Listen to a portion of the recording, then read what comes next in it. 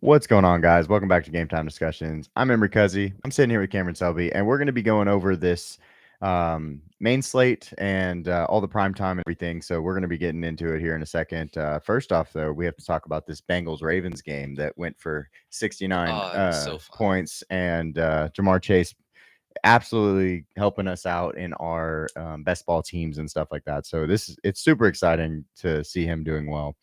And he's going to make all of our predictions correct. Right. Yeah. I mean, he is currently the Triple Crown leader. That was your bold take to start the season. Mine was a similar thing. Mine was a 20 touchdown, 100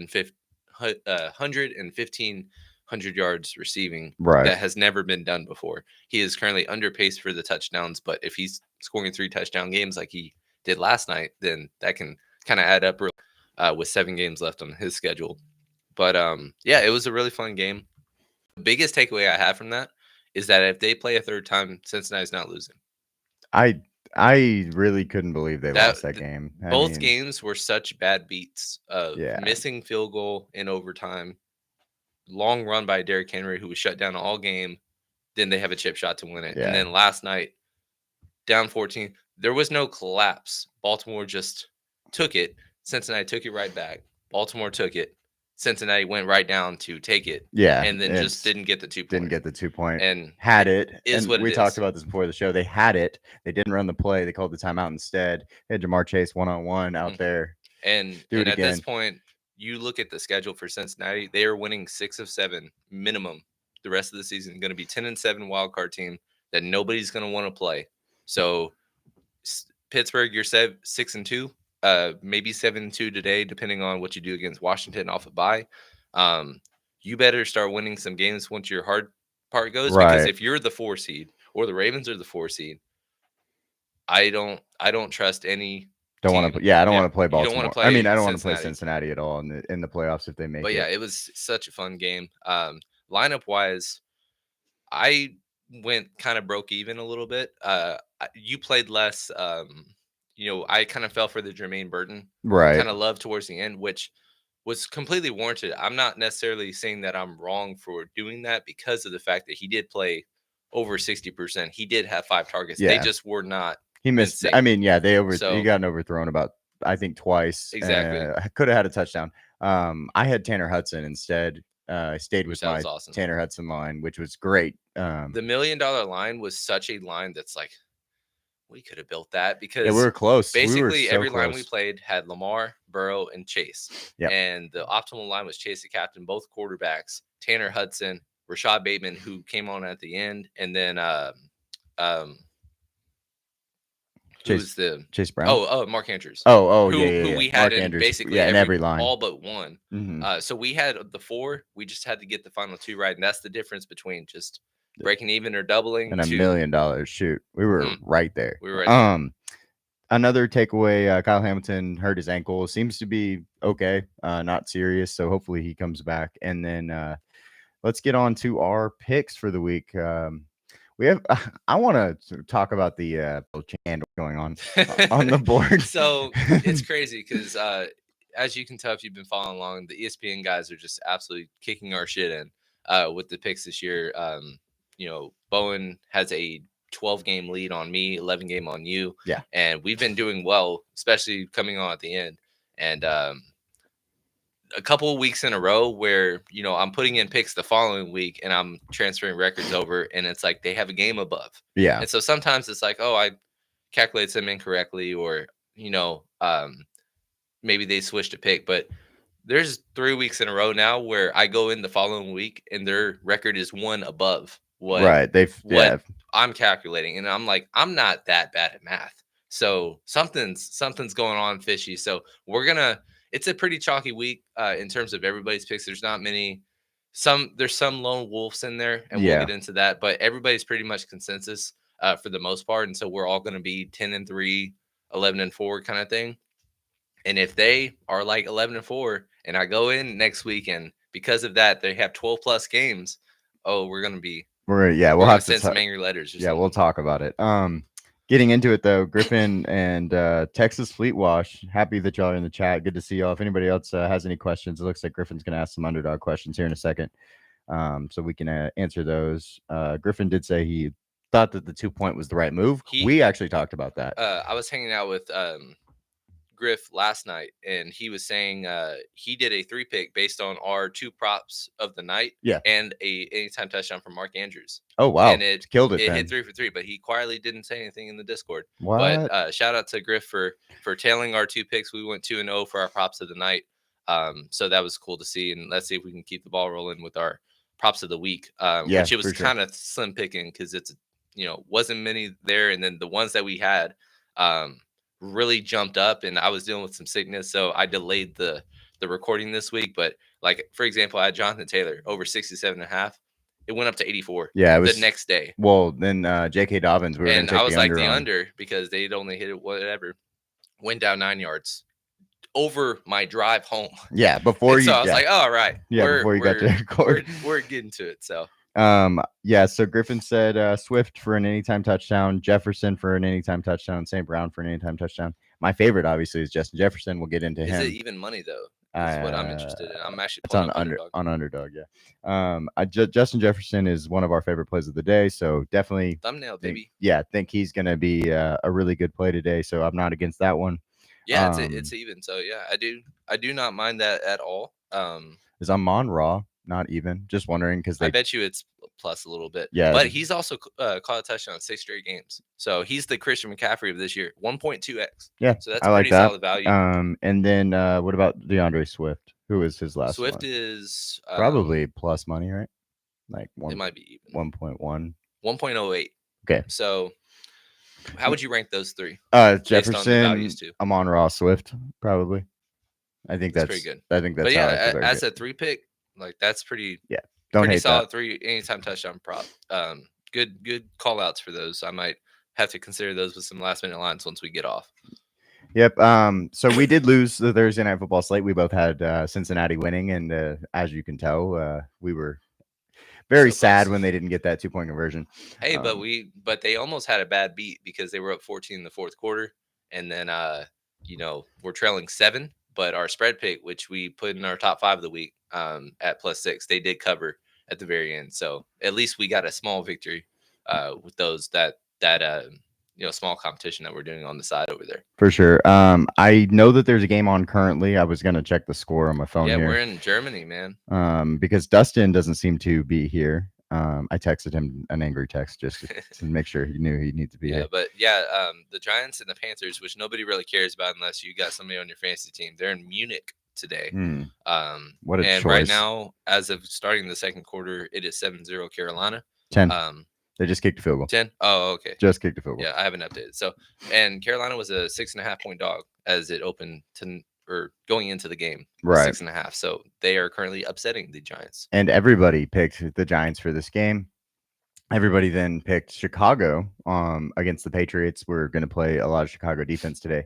And then the next game, Cam is a lone wolf for Indy over Buffalo, which is a very surprising pick in my opinion. I just think that Buffalo, game script wise, they're catered to how they're playing, and so they've been playing from ahead a lot. Or the Tennessee one was strange because it's like, how did you get behind Tennessee? Plus Tennessee wasn't really going. We had Tony Pollard beats, and it was a bad one because he didn't really score or have PPR points. But they were trailing the whole game and came back and won. Right. But for the most part, when they've trailed, they've stayed trailing. And JT, if you want some little history, last time he played the Bills, 5 touchdowns in the snow against Buffalo. So it's a good matchup. They are a home dog, so I understand. I am going out on a limb, but I'm just going to pick the upset on that one just to feel frisky. Perfect. Dustin is now in the chat. He's going to the gym, I guess. He's going to listen to us while he works out. And then Sam is in the chat with us. So good to see you guys. Good morning. It's a beautiful morning.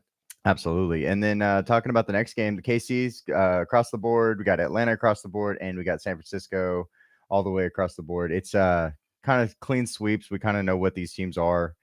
We expect, KC to win the West. We expect Atlanta to win that division in the South.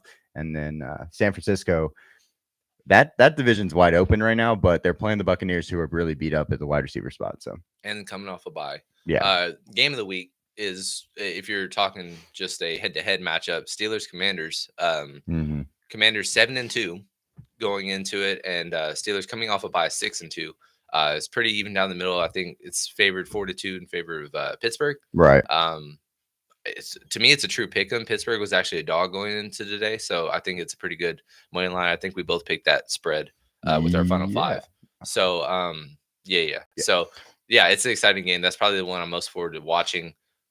It's going to be interesting. I don't know if we're going to be playing a ton of that DFS wise, right? But we'll just see. It's a good game for the slate. Well, it's a fun defense on Pittsburgh versus a really good offense for Washington, and it's going to be kind of that two Titan clash, right? And you have to kind of pick your side. Obviously, we pick Pittsburgh. That means we think the defense will probably win, but it's a fun game for sure. Then we got Minnesota, Chargers, Philly, all winning 6 for 6 across the board. Minnesota going up against the Jaguars, who just can't figure it out. The Chargers getting the Titans at home. I think that's one of my easiest. If I had to pick a money line game, that's my easiest. Yeah. I'm not putting them on my spread picks because they're -8. But just a full disclosure, I actually had Jacksonville outright as an upset, but then Trevor Lawrence is now out today and now possibly out for the season. So that sucks for our best ball teams. But this could be a blessing in disguise, so to speak, because this could force their hand at a Doug Peterson fire and a staff overhaul. Right. And on top of that, be like the Chargers were last year, where they were a playoff caliber team that was probably a 9-8 team that all the injuries made them have a top 5 pick, and then just bang, hit on Ladd, hit on Joe Alt, and all of a sudden you got a good core that's revamped, new coaching staff, and now they're one of the safest teams to bet on getting a wild card spot. I see the same thing with Jacksonville next year. I don't see anybody pulling away from them. And I see them being one of the hotter destinations in terms of coaches because, yes, it's not a organization with precedent, but neither was Washington. They just had a good situation, young quarterback. Now, Trevor did get extended, but who else are they really paying? I expect them to move on from Christian Kirk after back-to-back season-ending injuries. Cheap receiving core, cheap receiving offensive line. You're not paying Trayvon Walker yet. It's really Josh Hines, Allen, and Trevor Lawrence. So there's a lot of, and then on top of that, you just trade your left tackle away, so you're going to be cheap there. Yeah. Ben Johnson, OC for Detroit. If you don't know, he is going to be the biggest name on the market as soon. And he was the biggest name last year. And Detroit, we are picking to go to the Super Bowl this year, so that is going to prolong because a lot of people like to hire their coaches in January. Right. He's going to be later March. Occupado, but the Chicago Bears could use him. The Jaguars could use him. A lot of teams that have young quarterbacks that are just not really figuring it out. Mm-hmm. He makes sense at a lot of places, and he's probably going to be the funnest name. And then also names like Mike Vrabel, who kind of took a year off from head coaching. And then also Bill Belichick, whether or not you think that he can work out still, he is going to be a hot name as well. Right. This coaching market is a good market to have.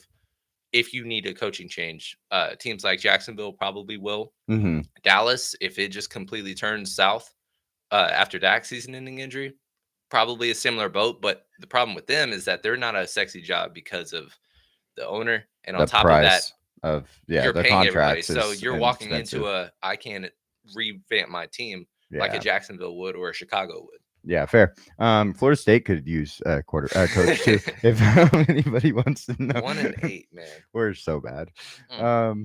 Yeah. The next game up is Arizona, New York. The Jets. I picked Arizona. I think I'm just taking the home team here. It's a close game. It's not like we're confident on either side. So I went with Arizona. Everybody else has New York Jets, so maybe I'll get a one-off here. Jets ended up becoming the slight favorite, right? -1 or something like that. Yeah, it's a straight pick 'em. Arizona is playing much better than I feel like they are, even though we were higher on them than others this year. Yeah, but the Jets, we'll see if their quality win against Houston last Thursday night on Halloween actually turns into something, or if that was just a one-off away from their dysfunction, and then they just kind of go back to being the Jets. So we'll be seeing that. The Lions and Texans is going to be a fun one as well. Dustin cracked me up. What did he say? He said, yes, Dustin is a Cardinals fan for sure. It's great. We love some Dortch too. Yes, Detroit and Houston. probably the game of the week, which is going to be so much fun. But Houston, and the reason Detroit should be picked across the board, Pete Prisco, is because Houston has not played that well, and they've actually looked worse than maybe their record is telling. At this point, there is some optimism that Nico Collins could return. Yeah. It sounded like he was designated to return, and then Ian Rappaport is one of the safest and most quality reporters out there. Edits his tweet to, instead of say he will play tomorrow, he remains questionable. So is that a telltale sign that he misses one more week? We'll see. But they're in 3 straight primetime games, back to back to back. So Houston is going to be on TV a lot. Hopefully it's a fun game, or is Detroit just going to continue to dominate like they have? Because they are our number 1 team on our power rankings. If you didn't watch that video this week, please go do. They're absolutely they're just so good at football. Their roster construction is amazing, and their coach is fun to watch. So, and then the Rams in Miami. At the Rams, we do have some news that we have to talk about. Is Tyreek Hill might miss this game. He's questionable, and we aren't going to get news until probably tomorrow to know if he's going to be in or not. So. With that being said, because of the unknown of Nico and the unknown of Tyreek, we probably will stay away from talking about the showdown for Monday night tonight. We might do some if then for primetime if we have time, but we'll probably put that towards the end instead of putting it towards the beginning like we have been the last couple of weeks. I know that Nick says, "Sup guys, who's your favorite play of the day?" Is if there's a guy that you want 100% of, if we're doing our typical 5 lines, is there somebody that sticks out to you today? Oh, that's so tough. That's such a tough question. Well, I will say it's not a player, but a team. Chicago defense is a complete misprice at $3,000. So every single line I already know is going to have Chicago. Yeah. But that isn't the fun answer that Mr. Nick Lohala is looking for. He wants Justin Jefferson to come out of my mouth, and I want to say Justin Jefferson if he wasn't $8,800. Like Justin Jefferson would be the guy. I would say DeAndre Hopkins is probably a guy that I really want to get to. Okay, and I'm gonna say that pick your favorite. Take a stand on one of your favorite expensive running backs. To mine today is JT Jonathan Taylor. I already mentioned I'm picking them outright to win as an upset. And it looks like a lot of these guys, Kamara, Jones, Bijan, CMC, Breece Hall, Jonathan Taylor, Saquon, DeAndre Swift, all in great spots. Yeah. All of them. Pick one, 5 for 5, be different from everybody else. Everybody's going to be over 15% on all those guys. So instead of just being like over the field a little bit, just take a stand on a guy and it should work out. So who's your stand? Just JT? Okay. I say JT. And then if you had to pick a second one, Bijan would be second. Yeah, Bijan. He is the second highest projected, or third highest technically. Christian McCaffrey is actually. I'm surprised he's pulling in 20% ownership now. Guys, I do believe that he will be on a snap count. Jordan Mason has been claimed as the starter. Not that he'll be on like a 10 snap count like some people are saying. I think he'll probably get 12 to 15 touches, which Christian McCaffrey can do a lot with 12 to 15 touches. Don't get me wrong. So, and just for what it's worth, the highest owned projected skill player right now is Alvin Kamara. Yeah. And, it's not a great matchup, but he's also a 10 target opportunist as a running back, which is good. And on top of that, Bud Means is out, Chris Olave is out, Cedric Wilson's out. Yeah, for sure. Basically, it's him and Taysom Hill again. Give me Taysom. Last. Oh yeah, we're going to talk about Taysom Hill again. But yeah, him and Taysom Hill are really all they have as a skill group. So, and Jamal Williams out as well. Right. Kendra Miller on IR. So there's literally no one else to give the ball to. So he is going to inherit PPR volume. 30 touches. Shoot. Exactly. Our spread picks, though, something that you can lock in is Pittsburgh plus 2.5. Yeah. As me and Cam have talked about. That's our favorite bet of the week. I would actually say my favorite bet is the Rams at -1. Really? Okay. Because usually we're both on that one. So that's true. Home teams get 2.5, and nothing that Miami has shown other than playing close the last couple of weeks makes me think that they're in a better situation than the Rams, who are really starting to hit their rhythm. So them not being the 2.5 point favorite was very surprising to me, and it hasn't moved at all. So that's why I think I'm more confident that the Rams will beat the Dolphins than Pittsburgh beating the Commanders. Gotcha. And even if the Commander, it would make me feel better if it was 3.5 for Pittsburgh and I could get that field goal. But it's hard to just say, hey, you're going to win by 1 and 2. Right. And then the other ones that we can talk about, I have Detroit -3.5. I just think Houston's been playing bad. Let me take the best team in football. And I went with Atlanta because New Orleans has been playing bad, and Atlanta is the best team in the South. Yeah, absolutely. And then you have Indy +4 because that's your underdog pick of the week, and then I have Arizona +1.5 because that's our underdog pick of the week. We're mirroring each other. Good job. in different ways, so it's fun. Yeah, fun stuff. Let's move over to the. Yeah, Griffin says, love the fact Rams are hitting their stride now and getting healthy. Playoff push inbound. Yeah, last week was a crucial win for them because they were last place in the West.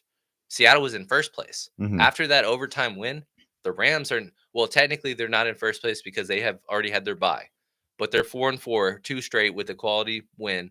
Seattle went from first place to last place. Yes. So, and on top of that, already have 2 home losses to San Fran and the Rams. So that they're in real trouble in a complete wide open division. So that's some fun stuff. But yeah, the Rams are kind of hitting their stride, and I think they're a team that, at least in the middle of the season right now, I don't think a ton of teams want to face. For sure. Let me share the new tab, and we'll get going.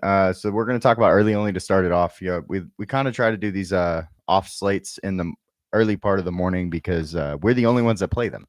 If you look around all these other sites and everybody else that you watch on YouTube, if you're not watching us, they probably are talking about Maine or a showdown slate if they're going to do those slates. We try to talk about as many slates as possible because we think, delegating your money in different ways is better. Maine has been really difficult this year for us, but guess what? We're still up money because we've killed it early only. We've killed showdowns and prime time and all those things. So Maine's been tough, but everything else we've been really doing well on. So yeah, exactly. So, and yeah, today a 7-gamer would completely reasonable. And then on top of that, there's not really a game that's just like, this is what everybody's playing. Right. For sure. At least in early only, really, obviously everybody's going to play Chicago defense, but basically CMC is going to garner some ownership, and then Bijan and Kamara, a lot of lineups are going to have either one or the other. Right. I think a good way to get different is to get both of them and force both of them in, and then figure out what you're going to do around them. But yeah, pretty fun slate because there isn't really a ton of value, but we'll just kind of see what we can build out firstly. Sam appreciated our Jamar Chase pick. He 3x'd his prop on touchdowns. You should get a bonus if you call a touchdown, anytime touchdown that's even, and then he gets multiple. You should be like, hey, here's the extra $5 for your good call out. I wish I could have picked 1.5. All right, guys. Bo Nix, Griffin's excited about Bo Nix, and then deferred. Dustin says the diversification of funds, responsible. Yes, that is what we're here for. Responsible betting. Yes, sir. Let's see. Yes, the Pats are going to get the number 1 overall pick. Christian Taylor. He's not going to get a ton of touches today, man. But let's talk about the Buffalo Bills. We got Josh Allen up here, James Cook. I'm not going to put Ray Davis on this one. So, but there's two true I guess injuries that we're really waiting on that we actually don't know what's going to happen. One of them involves Josh Allen because Keon Coleman already ruled out. Amari Cooper missed last week. He was limited all week, but he was been wearing a brace on his wrist. And so it's more about the grip of the football more so than, pain tolerance. And so that's kind of scary when you're a receiver. But him being out makes me feel better about possibly doing a double. Fair. Because that opens the board to, because there's a lack of value. A Matt Collins that plays a ton but just doesn't get snaps. A Curtis Samuel that we have a bad beat on because we picked him over Khalil Shakir. Obviously, we are wrong at this point on that. And then Dalton Kincaid, who frustratingly is not getting enough touches. Right. Give him some damn touches. Maybe I feel a little better when 2 of your top 3 receivers are out. For sure. I mean, you can look at this grouping, though. James Cook is actually one of the better receivers on this offense, if you ask me. Yeah, I will say that it looks like Khalil Shakir is going to be a top 5 owned. And I think this is not adjusted because there's no way he's less owned on early only than he would be on Maine. On Maine, it's at about roughly 20%. It says 15 here. I bet you he'll be north of 25. Even if Cooper's out or in. Right. But if Cooper's out, then that might hover around 30. Him being at 6,000 is kind of one of those uncomfortable, like Khalil Shakir's the chalk of the week at 6,000. That's kind of tough to beat. But if I were to go about doing a Josh Allen, I probably wouldn't force a double based on the way he plays, but Indy has been very bad in the secondary. So I can see a 300-yard game double stack in some way, shape, or form, but probably single is what I'd do, picking Khalil Shakir or Kincaid. And if you want a second guy to get value, pick one of those 3,300 guys. Yeah, for sure. I completely agree with that if you are going to go in this route. I think Dalton Kincaid is super interesting at 4,900 if Amari Cooper is rolled out, though. Let me clear it. And we're going to go to, where's San Fran? There you are. Not the 49ers defense. Let's grab Brock. Well, maybe the 49ers defense, I guess, but hopefully it's a shootout, right? Let's get Christian McCaffrey in there. Why not? He's playing, Taylor. Get excited. No, and I know he's not going to have his typical 25 touches, but he gets the valuable touches, which are the goal line looks, yes, the 2-minute drill, and obviously passing downs. He's basically Kamara, but he's a much better running back, obviously. Well, and even coming off an Achilles, he could maybe only have 8 carries. He has 7 targets and catch all of them, and then have 25 points because he also scored. Right. That's like all in the ballpark. Plus, Tampa Bay has just been bad on both sides of the defenses. So, but especially in the pass game compared to the run game. It's also hard to get to him at 8,000. Like that just kind of makes his like my choice on ownership would not go to a chalky Christian McCaffrey. When there's so many, and again, what I mentioned earlier, I mentioned 8 running backs in good spots. It's not like, oh, it's just him, and it's like a Derrick Henry's the only guy up there, but he's really far to get to, and I'd rather just be mid-range. No, all of the dominant running backs are in great spots, and on top of that, have been playing well. So I'd rather just invest in a Bijan or a Kamara or a JT that are all healthy. I know they're getting the 20 touches. They are 5 box or 4.5 box running backs as well, and they don't have the risk of double Achilles injuries. It's not like it's a wrist that he's been coming back from, or a concussion.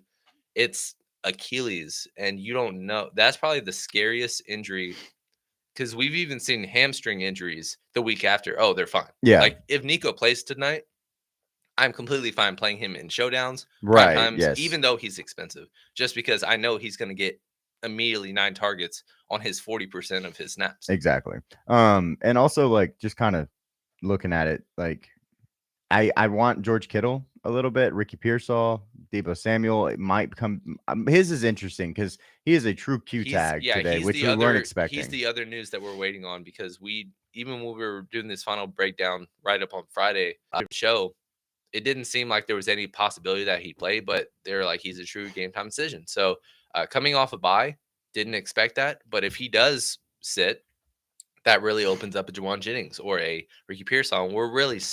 We want value somewhere, like something kind of open up. Right. Like even, for example, A.D. Mitchell is showing pretty good value because obviously Michael Pittman Jr. is out, so he's going to get a lot of snaps.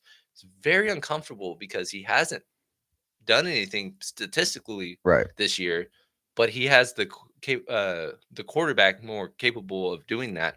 But I'd rather have like a Ricky Pearsall who played well without a ton of people this past game. He's getting snaps. He's getting the reps snaps and things like that. So, fair. It's kind of one of those less like risk reward things, because I don't want a chalky A.D. Mitchell in my line kind of thing. Yeah, because Ricky Pearsall will be a lot safer if Debo's out. For sure. And then George Kittle, we'd love to get to him if that's an option, because he has value on the entire. If that shows anything about the lack of value on today's slate. Look at these, man. He's been absolutely killing it. Eight receptions, 5, 6, 6, and then over 100 yards, scoring touchdowns twice. I mean, these fantasy scores are awesome to see. He's one of our favorite football players in general. I love watching him get excited about blocking, which is just something that is so underrated for a tight end. And what is unfortunate is that we said that this was the year of getting your elite tight end, and he was in the group of that 7. But at the same time, he probably was the one we got the least amount of ownership, because we also didn't expect Debo to miss time, Brandon Ayuk to miss time, hold out, and then also towards ACL. Yeah. We didn't expect CMC to make his debut week 10. Yeah. And so he's been the only healthy guy, and he's inherited all of this because he is good. And if we had the information, we would be way more owned than the probably 5 or 6% that we do have. Right. But yeah, so that's San Francisco. We're going to look at a total game. Let's see. There they are. There's a little bit of rain there, which we didn't talk about earlier. That's a good question. We're going to look at Minnesota and the Jacksonville side here in a second. Minnesota starting off with Sam Darnold, Aaron Jones, and then we're going to talk about Nick. your favorite, the guy that we want to talk about the most is Justin Jefferson for the Minnesota Vikings. Jordan Addison, Jalen Naylor, I guess, throw in there, and then TJ Hawkinson, who is going to be taking back his role as tight end 1, hopefully for the year. Yes, sir, Vic. Happy birthday, my guy. Yeah, happy birthday, sir. Griffin had a question. Yeah, I have a I'm gonna give one nominee for each kind of category, okay, right? Because he asked, do you have a 3 most underrated flying under the radar performances? So I'm gonna do quarterback first off. Instantly sticks out, and it's Joe Burrow, because you didn't expect, Joe Burrow is having the best year of his career so far, because they're 4-6, they're not winning close games, right. bad beats, but he is QB. Him and Lamar came into that game number 1 and number 2 in QBR, right? And he had the better game, so he might even rival being 1. But you don't think that because they're doing so bad. I got one for you. Go ahead, because we'll go back and forth on this, but I think that we have to talk about Jared Goff, who hasn't gotten enough love for his 2 almost perfect games this year. He's playing obviously on one of the best teams in football. Giving that whole situation makes it a little bit harder to kind of show out. But 18 for 18 and playing a perfect game, never been done before, basically. And then also his other game that, go ahead. And I completely agree with that. The only reason that I would side with Burrow being the more underrated guy fair, is purely because Goff is actually in everybody's top 5 ballot for MVP right now. Burrow is not even in the top 8 or 9. Yeah. And he's right next to Lamar, that if he was on the right side of those games, they would both have the same record, and he'd have just as good, if not a better season. Running back wise, I would say somebody that I didn't expect to do this well. There's 2 that come to mind, but I'm going to give love to somebody that I didn't believe in this year, was James Conner. Fair. James Conner is number 6 in rushing right now.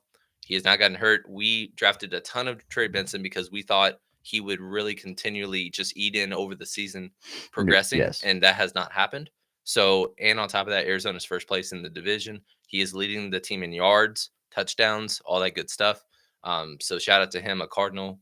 Yeah, that would be my guy. And then also Chuba Hubbard, who obviously he's on a bad team, but he's top 5 in the league in rushing as well. I think the guy that I want to talk about is Kareem Hunt comes to mind, because he did get picked up off the streets and then walked into KC and got 25 plus touches a game. But the other guy I want to talk about is Tony Pollard, who we didn't have. Ty J. Spears was a guy that we wanted to get more of in best ball and stuff. And Tony has actually been by far the best running back in that backfield. So I think he's an interesting one too. And then receiving wise, I obviously have names in front of you, and you're just spitballing on top of your head, and you're doing great with great answers. Excuse me. My number 1 underrated performance so far is Darnell Mooney.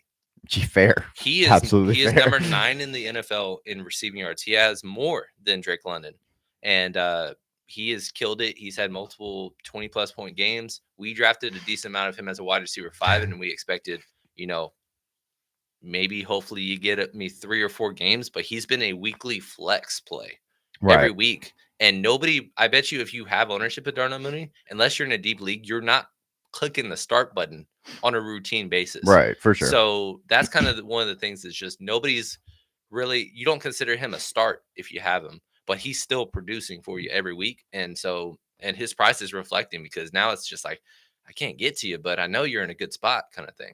So I appreciate you thinking I don't have names in front of me. I love that. I do. Oh, you do? Okay. But Rashad Bateman is the guy that I want to talk about for receiver, because he is 17th in the NFL at 501 receiving yards on the year. That is 17th out of all players. And most people have been off of him. He has been really good for that Baltimore team. And I know Deontay Johnson's there, and I don't know how that's going to affect his role, but up to this point, he's been really good. So let's get back to the slate, though. Okay.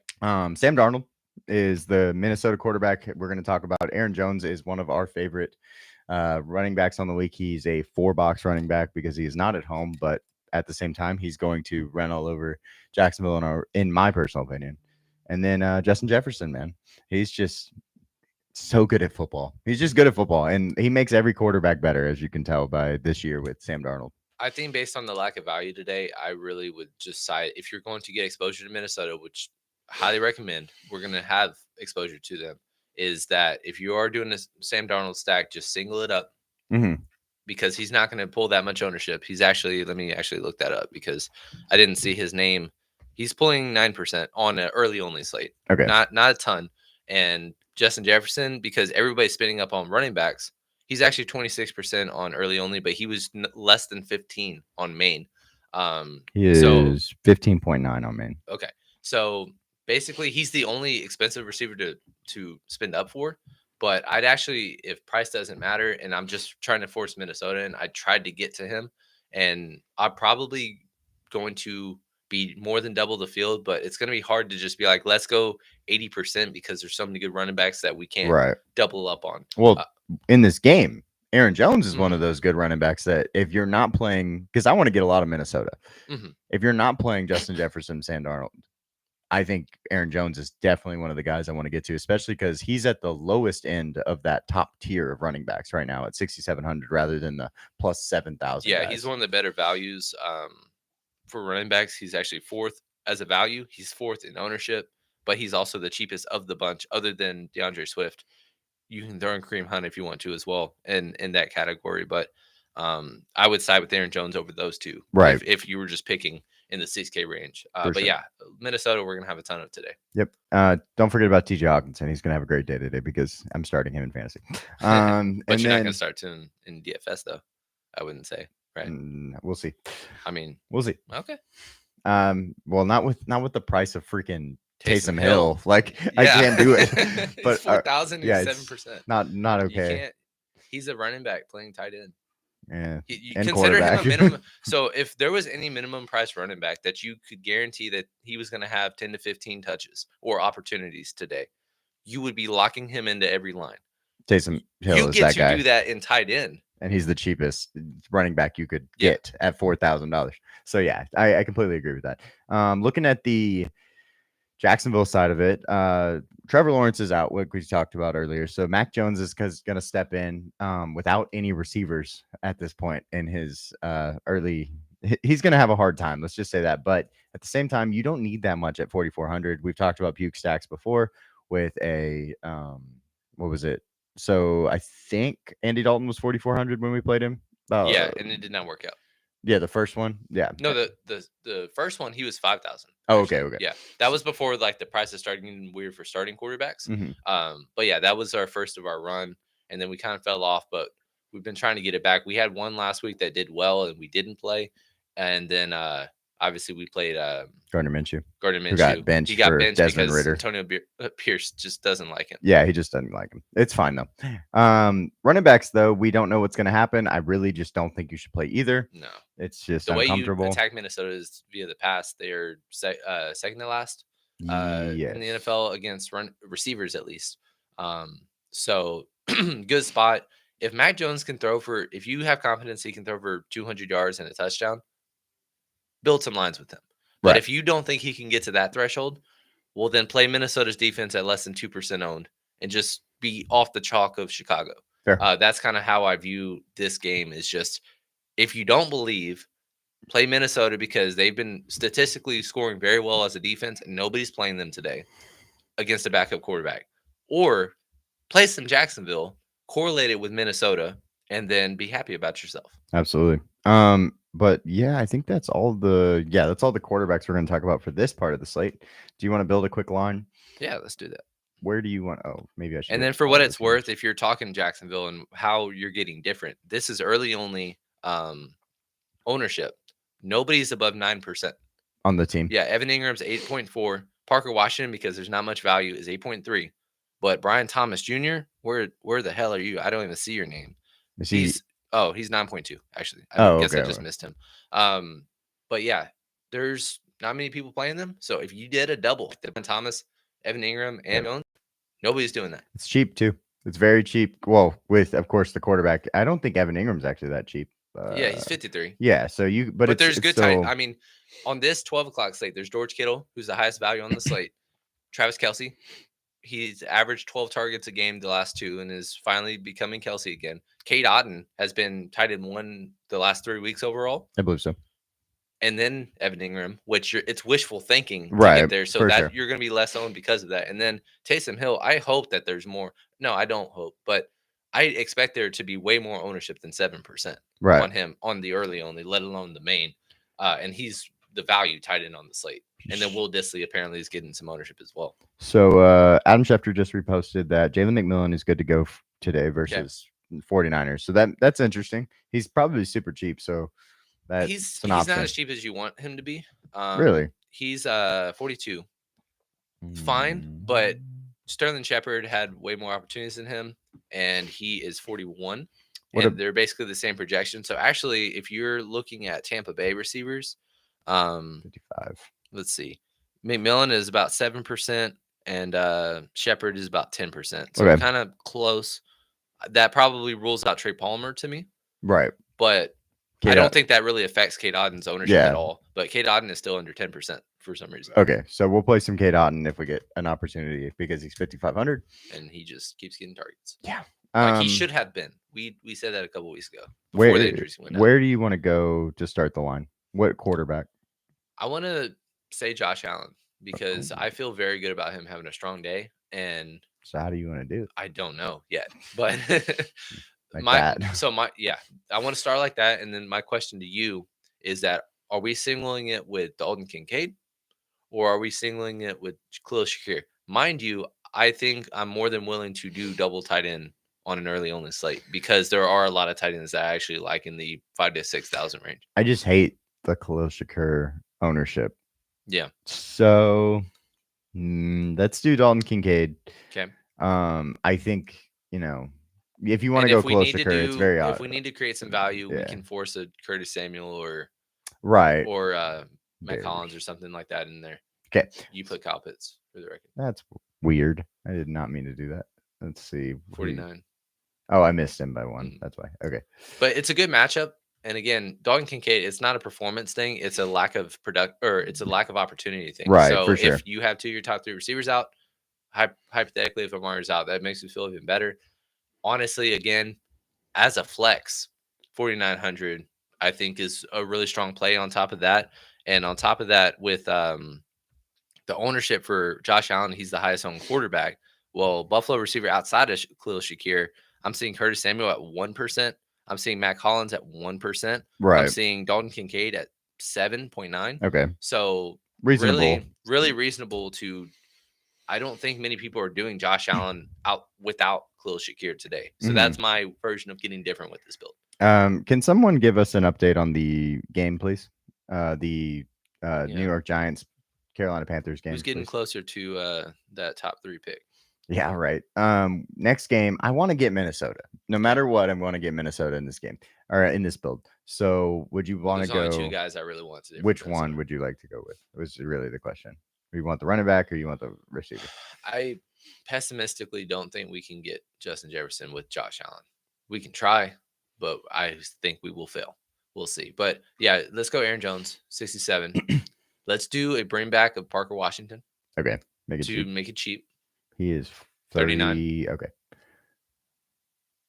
Because again, second to last against Minnesota receivers. Mac Jones, we haven't seen him in a good offensive environment. Right. So he's fair weather.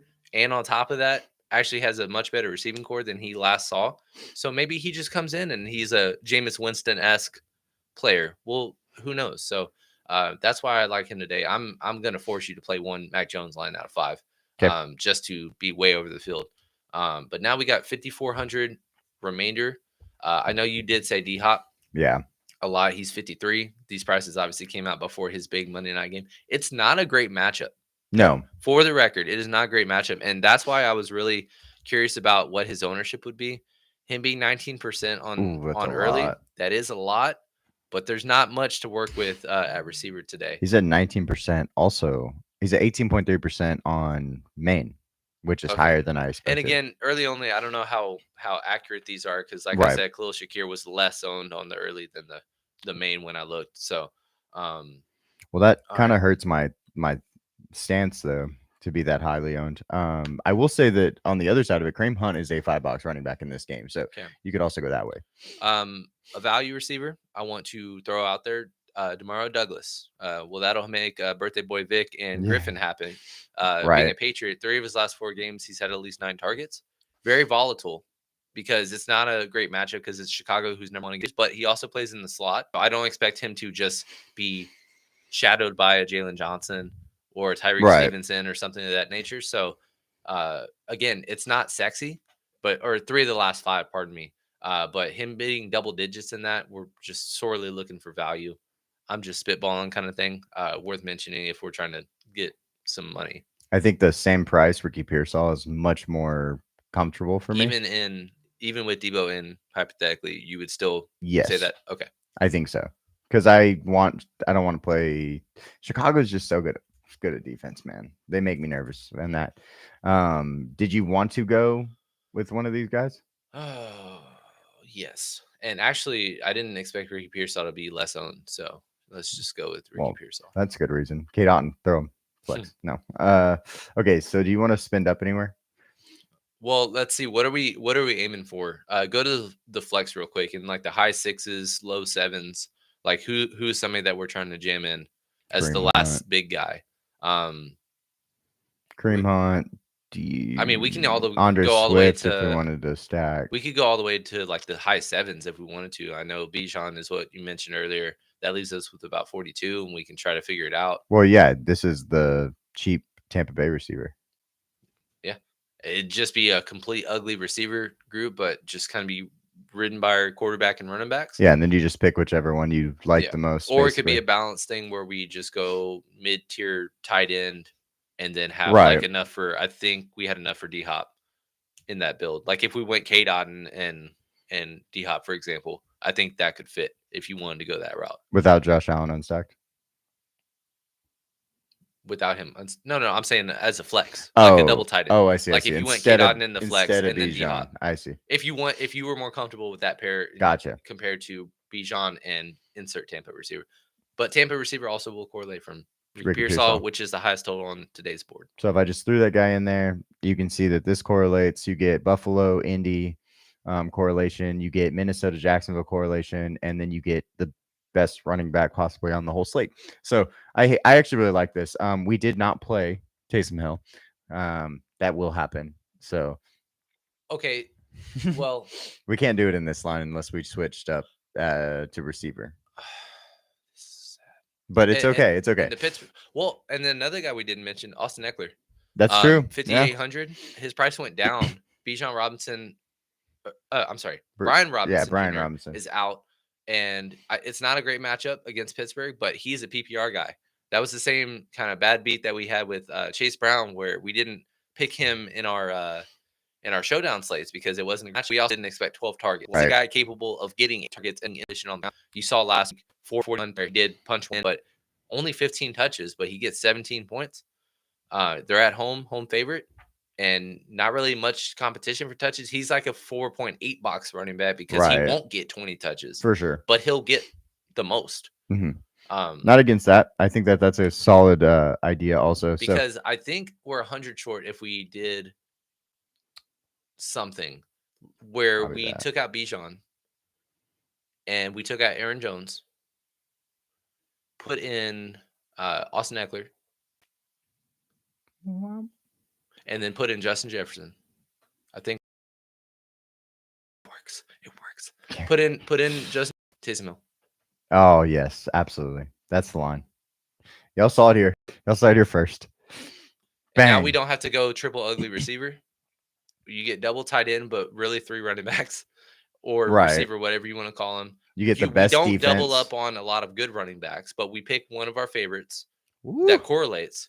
That's a smash line. That's awesome. Y'all saw it here. I'm just saying, y'all just watched the millionaire line right there. You would think that, this is a chalky line. You have the highest owned quarterback, highest owned defense, but nobody's playing Dalton Kincaid.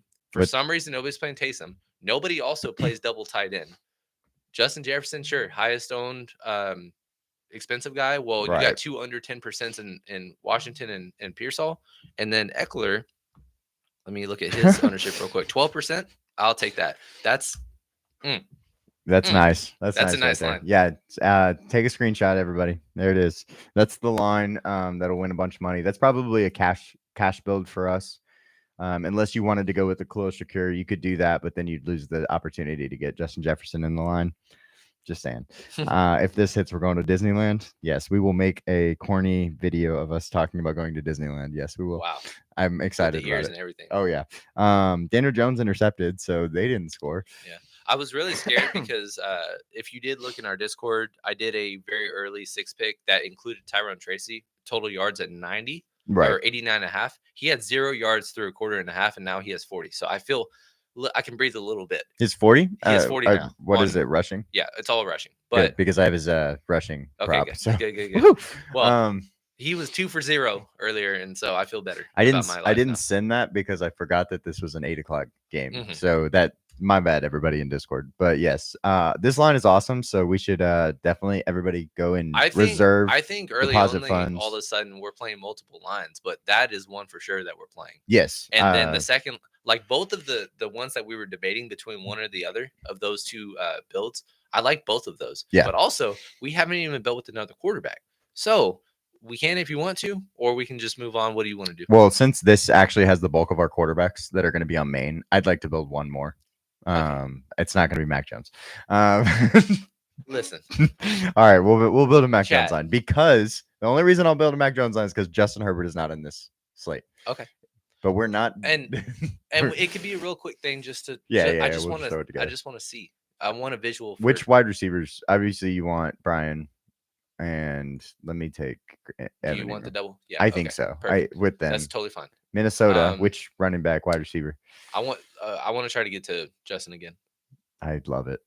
Yeah. Oh yeah, you love it, huh? Well, I love Justin. Now we need some. But again, just for the record, we aren't playing Parker Washington. He helped make things worth this past one, so we need to go down there instead of. There are good. Yeah, I was gonna say there's really good tight ends. We might play 2 of them. Actually, you know what? I want to do that. There. Okay. Put him in at 39, and then because 39. Okay. Perfect. Tight end. Perfect. Tight end Taysom Hill. 4,000. Bijan, running back. Okay. All right.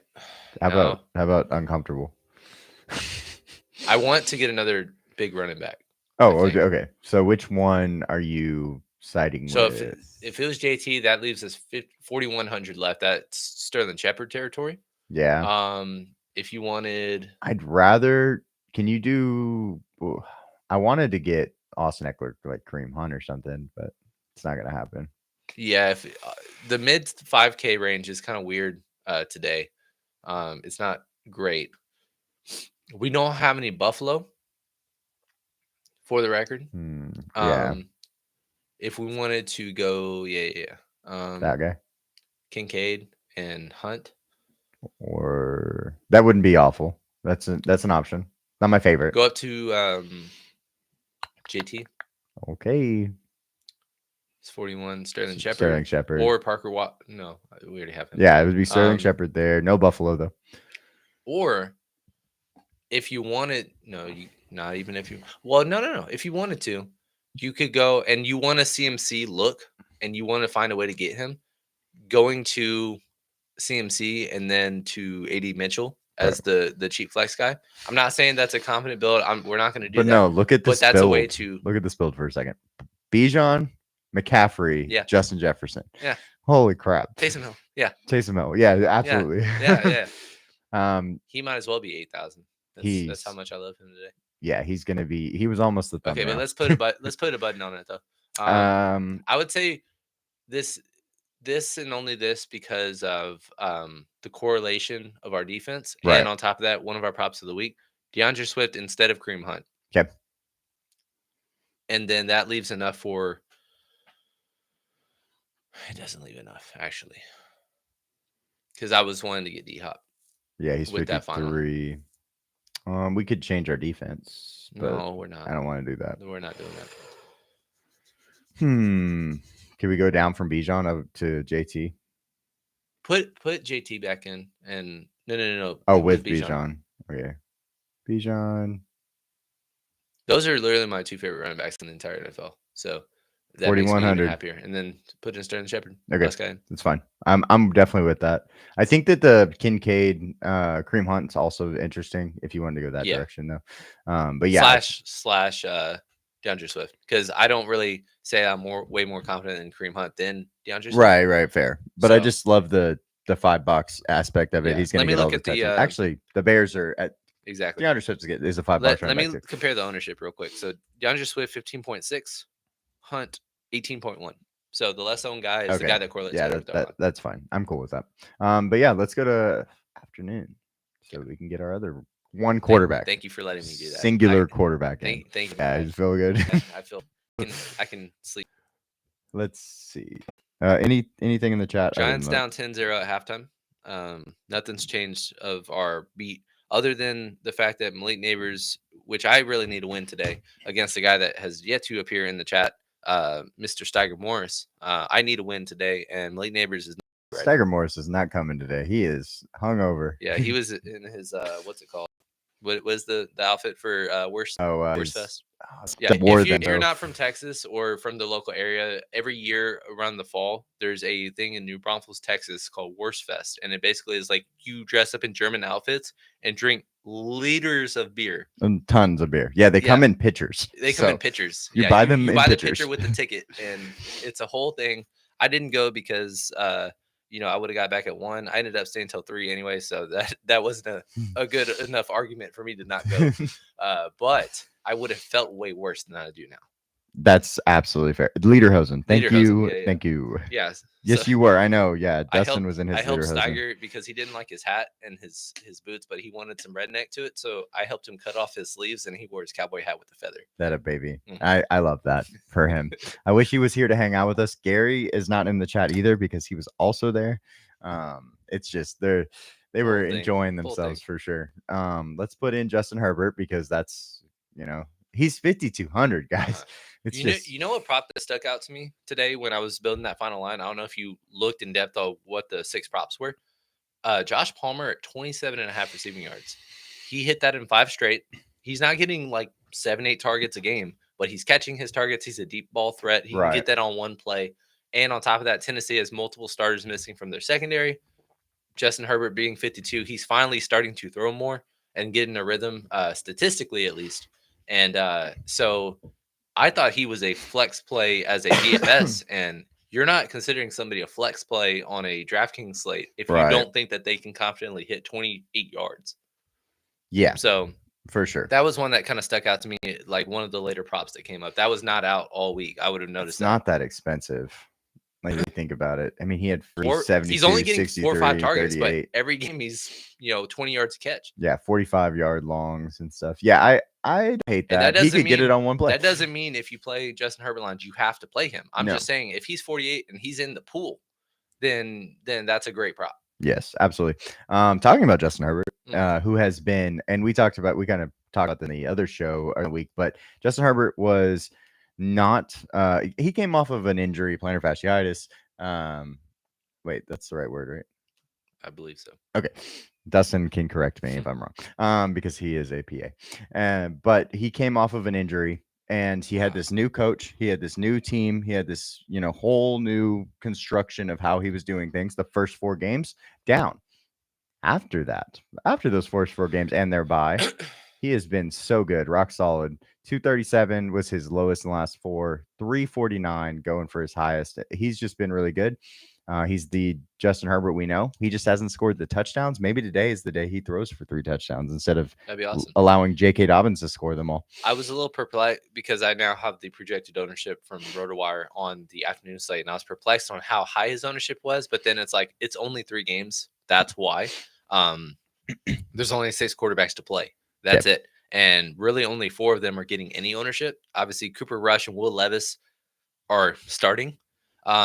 I think if you think Cooper Rush can score multiple passing touchdowns, he's in the pool, but he has 0 rushing upside, and Philly's secondary is playing much better of late.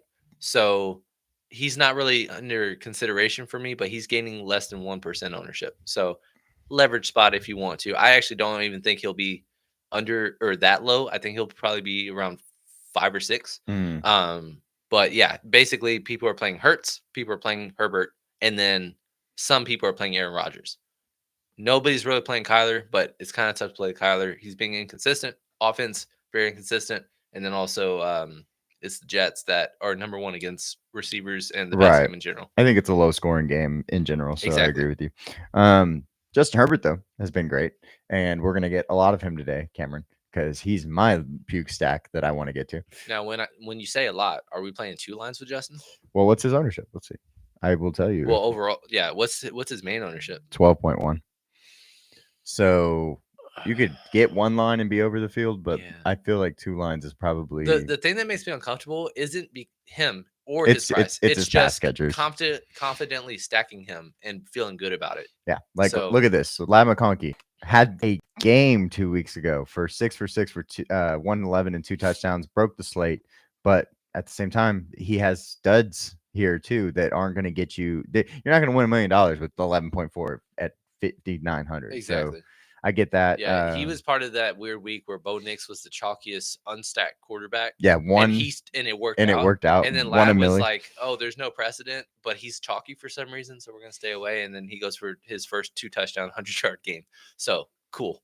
Somehow everybody else knew that was going to happen. Exactly. Quinn Johnston has been doing great from a baseball perspective. He's been catching deep balls. Obviously, he had 100 yards and a touchdown last game. He actually is by a wide margin leading the league in busted coverage plays this year. So that has capitalizing. That has a lot to do with him catching deep ball touchdowns, but he's doing it. So he's not dropping them. He's not dropping them this year. Not this year. Yeah, he's actually been solid, and I think that he's making the most of his own plays. They're also running an offense that's a little different than they had last year, which is allowing the action of like that. Josh Palmer, like we talked about. The guy that we have to talk about the most is Will Dissly because he is actually high owned, I believe, highest owned tight end. Well, here's the deal. This tight end slate sucks. He's the highest owned tight end, though. He's the highest priced tight end at $3,100. So on the afternoon, yes. No, yeah. Just the afternoon. You're right. I'm just saying, just the afternoon slate. No, there's not a single other person to flirt with. It is only Will Dissly that you play. That ownership is actually incorrect because it does not add up to even 40% ownership between the I'm sorry, I had it filtered. Basically, Trey McBride, Ferguson. Yeah, I was gonna say, I was like, wait, look. No, I know. I had it filtered on the Chargers. That would have been crazy. That was crazy. But yeah, so he's 3,100. I think he's an easy click if you are playing Herbert, especially in the afternoon only, because I would double stack him in the afternoon. I think you can get away with a single if you want to. I'd like to single stack him in main. Yeah. Because like you said, we don't know where the ball's going. So we'll just get the concentration if it's possible. If y'all have any quarterbacks that y'all want us to talk about, we're more than welcome to do that. And any other players that y'all just want our takes on. You might be playing fantasy with those guys and you want to see why, they're not grading out as well on our sims or on our tools and stuff. So I saw in the chat that Brandon said thoughts on Cooper Rush. We did touch on him a little bit, but I don't know if that question came in after. You were literally, I thought you were answering it. No, I was. Oh, that was just great minds thinking. Yeah, at the same exact time you Brandon, said it. I hope you got your answer. Basically, I think he has to score 2 touchdowns for him to work out today. Right. And if he doesn't, then I don't think he'll return value based on the other 3 quarterbacks that really for sure today. So this is actually the only quarterback we're going to talk about for afternoon. Yeah. I believe. I don't think there's another one. Unless you want to do a Hurts build, but it's really kind of or honestly, Aaron Rodgers, I'm open to it because of the fact that I've really kind of leaned towards if you want, I was going to say receivers for sure. Yeah, because in this slate, there's not a ton of we mentioned all the running backs. In this slate, it's really Saquon, Breece, and JK that are getting all the ownership, and then it's just like uncomfortable, cheap guys. So really, mid-tier 7K Devontae or 72 Garrett, who's been killing it, I think is fine to get to. And if you want to double, obviously you're going to double with Aaron Rodgers if you can. Right. Kind of looking at the guys though, you can see the running backs here. You got a 6,900 Tony Pollard against the Chargers. James Conner against the Jets. Tough matchup, but he's played well. Rico against Philly. I just think that offense is going to have a hard time going. So that's not comfortable. And then Braylon Allen is the only other guy that we probably can talk about because down here, Zeke's not in. Dalvin's not a guy. Trey Benson's not a guy. Tyjae's actually playing. So at 4,700, hey, hear me out. At 4,700 for Tyjae Spears, you could get to him. And I was hoping that Tony Pollard was going to miss so he would open up. because of the lack of value, especially on the afternoon, I would still be open to playing him against the Chargers, knowing that they're playing from behind. Right. He had really solid volume with Tony Pollard as he was playing well. So just imagine a hampered Tony Pollard that maybe re-aggravates while Tajay comes back. He's 4,700. There's literally nothing else at running back other than spinning up. Right. Like if you're not comfortable with Rico Dowdle, you're not going to be comfortable with anything else below him either. And he's 61. So hey, I'm basically comfy. It's making you spend double, or you can be different by just what is his ownership actually? He's 3.8%. Yeah, I love for 4,700. Love that. He's probably going to be in our line, even if he does have low floor, just because it's like, why aren't anybody else looking at him? Yeah, exactly. Let's start a line with Justin Herbert. Which receiver do you want? I think we could single stack or double stack this one since it is afternoon. Let's go Lad. Okay, Lad and then Will. Okay, that's what I was thinking too. Perfect. And then Tennessee, I think it's got to be Calvin, right? Well, I don't want to force a bring back if I don't have to, because that's probably my least favorite offense to even invest in on this entire slate. Go to defense real quick. I'm actually interested to see what defense you'd like to start with. If you're going with the low scoring game narrative, Jets only and 2,900 is pretty good. If you think Tennessee is kind of lower scoring, that doesn't correlate with this line, but being 27 is fine. Chargers at 38, I mentioned that for the main, completely fine. Everybody's playing Philly against Dallas at 35. It could be bad chalk, but it's also a good matchup. I think that feels very bad chalk, because I think revamped Cooper Rush gives you a little life and could help you. Show their game log real quick, just to kind of statistically they had two defensive touchdowns. Oh no, sorry. They basically have one double-digit game over the last. Scroll down a little bit to their full one double-digit game the entire season, and they're expecting the Giants. Exactly. So I'd probably be more comfortable doing the Jets. 600 save. Well, you want you less than 10%. You picked the Jets. I picked Arizona, but I think the Jets have obviously the better.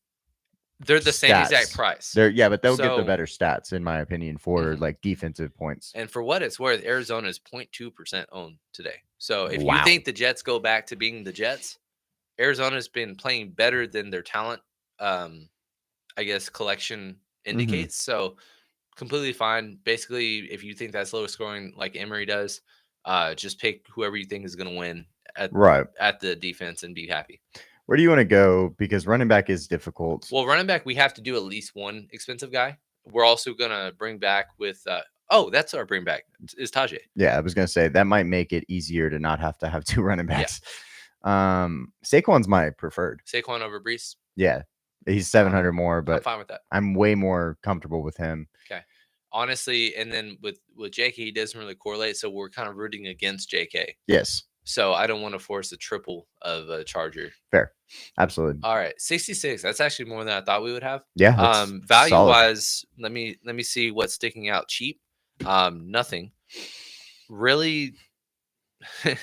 The only person that's really popping below 5,000 is like a Quinn Johnston, Nick Westbrook Akine. He actually has scored some touchdowns.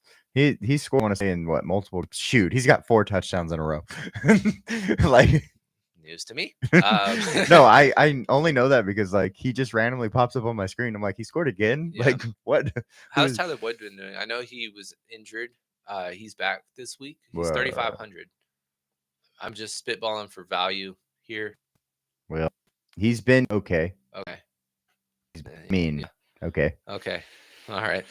Not the touchdown scorer that Nick Westbrook Akine is, though. Right. Is this a slate that you're interested in doing a double tight end with a Trey McBride? Yes. Or a I am. Jake Ferguson? Well, I want to get up. Well, Jake Ferguson makes this okay. But I was going to say, do you want to get up to CeeDee Lamb? And do you I don't want Garrett to Wilson? To I'd rather have AJ Brown than CeeDee Lamb today. Okay. I think. But you also want Garrett Wilson in this line. Yes. I know. That's what I was going to ask, because that's not enough. Price is good, though. No, we're good. We got this, because we're going to. Well, that would be about 45 left or 77. Yeah. No, it was opposite of you clicked on the Brees Hall. thing. Brees Hall. Can't do it. It's wide receiver. Shit. Oh, you're right. Is there another tight end? Well, if you did, it would be Goddard. Actually, since we have Saquon, we don't have to get that up to AJ. Right. I'm fine. What are your thoughts on doing double Jets? Like Devontae and Garrett. I'm fine with that. Because of the fact that Aaron Rodgers doesn't run and he likes throwing 10 he likes throwing passes under 10 yards. If you did that, that's enough for Trey McBride as a running back. Is it? Mm-hmm. No, it's not. Is it? Oh, right at the dot. Right on the dot. Yeah. I thought it was 58 for some reason, but I like that line a lot. That's pretty solid. Yeah. And then basically if you're we're playing obviously Trey McBride against the Jets, but you're just hoping that game is lower. He basically is just doing really well, and Kyler doesn't want to throw it to him in the end zone. He has a fumble recovery touchdown and a rushing touchdown. Yep. But he has no receiving touchdowns this year. He is due for one. And hopefully this time Kyler sees him on a play action when he's wide open for 5 full seconds before he throws it out of bounds. When he does throw it out of bounds, it's not because, he's finally covered. It's, no, I still don't see you. Yeah, he just needs LASIK. Ask Jameis. I mean, it'll help him a lot. One thing I will say is this is a very hard slate, and I like this line on this slate. I think it's a difficult slate. So I like this slate more than I thought I would with this line because there's nothing that we're really taking a chance on other than I hope that Ladd McConkey stays doing well. Yeah. And then also Tajay Spears, but he is also a very low owned and of true value because nobody else is looking that direction. 3.8%. Yeah. Yeah. I think this is a solid line. Let's go on to main though, because it's about that time. If y'all like this line though, get a screenshot and we'll send our final lines in Discord. Usually about 11:30 is when we send our early only and main looks. Right. And then we'll do afternoon finalizations in case there's any last minute outages or anything around 2, 3 o'clock or 8:30 because there's the 3:05 game today. Yes. But yeah, so we'll send that later on, but it's probably going to stay the same. I don't know if we're waiting on any news in the afternoon slate. And then if y'all have any questions, please ask. I mean, we had some great comments and questions earlier. Really appreciate those. Any last minute start questions or Tyrone Tracy broke for a 60-yard touchdown yet? I'd love to know. Yeah, that would be awesome. We'd love that. Yeah, where do you want to start? Since we already talked about, let's talk about. So let's just go through, I guess, real quick. We talked about a lot of the running backs, basically, but here's the pricing. Look at this. Try to find some double running backs. Again, CMC is one of the chalkiest running backs, and if it weren't for there being so many good options and great spots, I would have I'll get even with the field with him, or maybe slightly overowned. But price doesn't matter. I'd rather have Kamara today. I'd rather have Saquon today. I'd rather have Bijan. Rather have Breece Hall, Jonathan Taylor. Right. So that's 5 options already. And he is the 3rd highest owned running back today. So that's just kind of why I'm just going to pick the fade and just hope you don't go for 30. Because if he just goes for 20, that is not going to hurt you for being a 20% owned running back. So we did get a question. What's that? Taylor asked, "Why does my fantasy team suck?" Well, and I have an initial answer. Go ahead.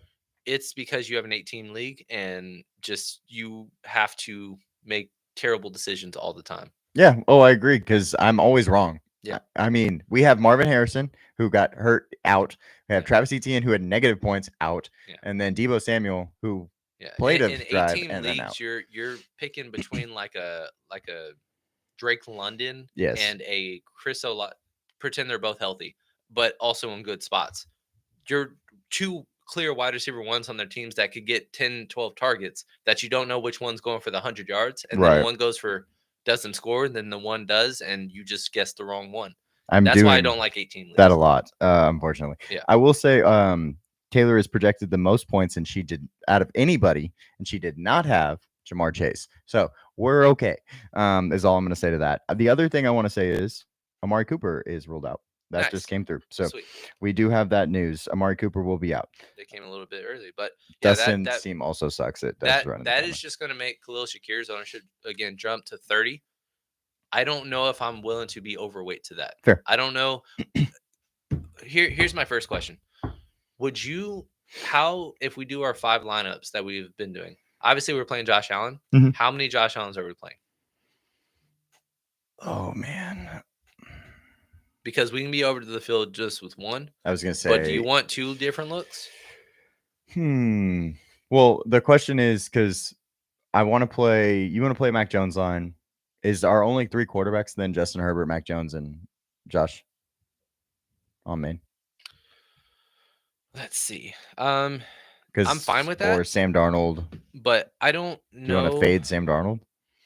Yes. Okay. I'll say yes. And then you also want to fade Brock Purdy? Yes. Okay. Because unless if Debo's out, then I can be like, okay, we can double Ricky and George Kittle. Fair. Yeah. If he's in, then it's just like I don't want to force a double because he always makes doubles work.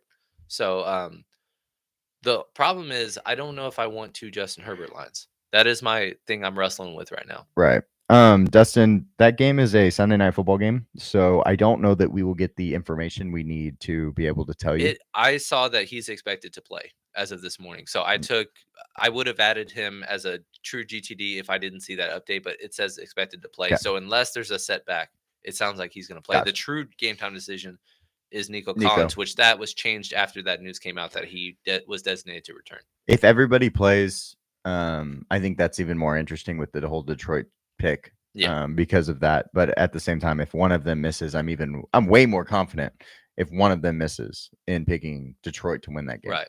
And we will talk about, I want to talk about the showdown at the very, very end of the show just to get the price looks because it's a really fun slate.